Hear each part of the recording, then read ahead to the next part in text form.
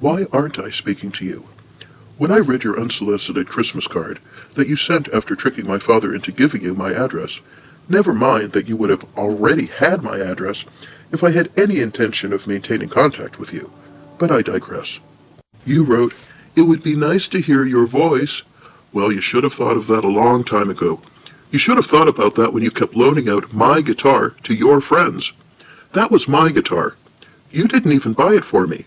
One day I came home from school and it was gone. You loaned it to your friend who wanted to take lessons. I had to embarrass you into getting it back. Then you wasted no time badgering me to loan it out again. And those people moved away without ever returning it.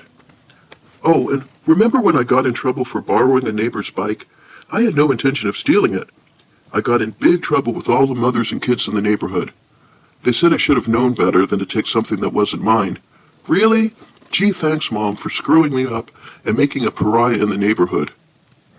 Hear my voice, Mother. Fuck you very much. You should have thought about it when I was 5 years old and you walked me to the corner to wait for my ride to school. I begged you, Mommy, wait with me. Don't leave me. No, you said. You'll be fine. No, Mommy. I was afraid something bad might happen. What mother leaves a 5-year-old unattended on a street corner? In Hollywood. What's the matter with you? What could possibly be more important than the safety and well-being of your child?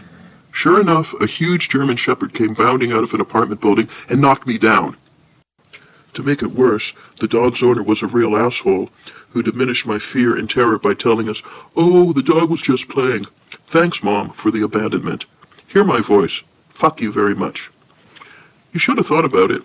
When I performed with the school choir, when I asked you what your thought was of my performance, rather than celebrating with me, you talked about how my lazy eye kept wandering the whole time. What? Really, Mom? Really? A well-known Hollywood actor was there, and you wasted no time telling him how his daughter was great. Thanks, Mom. Hear my voice. Fuck you very much. You should have thought about it when I asked you to meet with the teacher who was bullying me. He would shame and humiliate me in the classroom. He didn't only pick on me, he picked on some of the other kids as well. This guy had a long-standing reputation for being the teacher from hell. He was unfit, but he had tenure. Well, Mother, you did meet with him, but instead of coming to the aid of your child, you decided that you liked him. Then you went out with him, and you had sex with him while I was a student in his class. And you actually considered marrying him. And to this day you defend this behavior, this total abject betrayal. What planet are you from? Just the inappropriateness of hooking up with your kid's teacher is outrageous enough, but how could you find desirable anyone your kid despised as much as I hated this man? Oh, and then you ended up taking his side and agreeing that there was something wrong with me. Really, Mother? Really? Hear my voice. Fuck you very much. You should have thought about it when I asked you to come for my graduation. I actually wanted you there. You declined. You wanted to save your money to take a nicer vacation somewhere else. Thank you for illustrating just where I rated on your list of priorities. Hear my voice, Mother. Fuck you very much. You should have thought about it when you glared at me in hatred and shouted, "You're just like your father."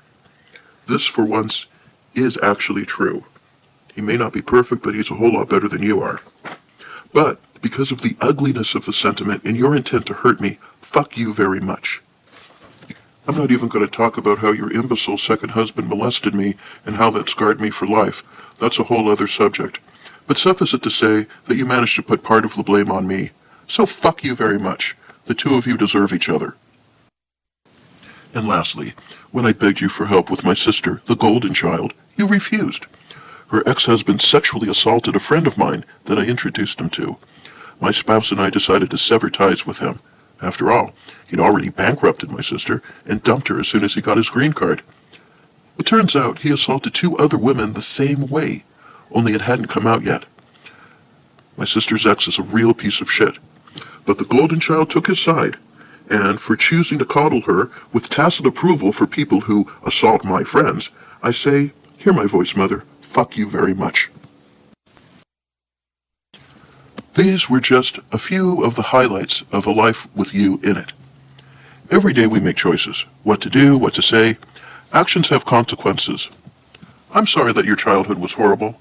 But that's no excuse for treating me the way that you have. I deserved better. And you think that you can sweep all this under the rug and pretend that everything is all rosy?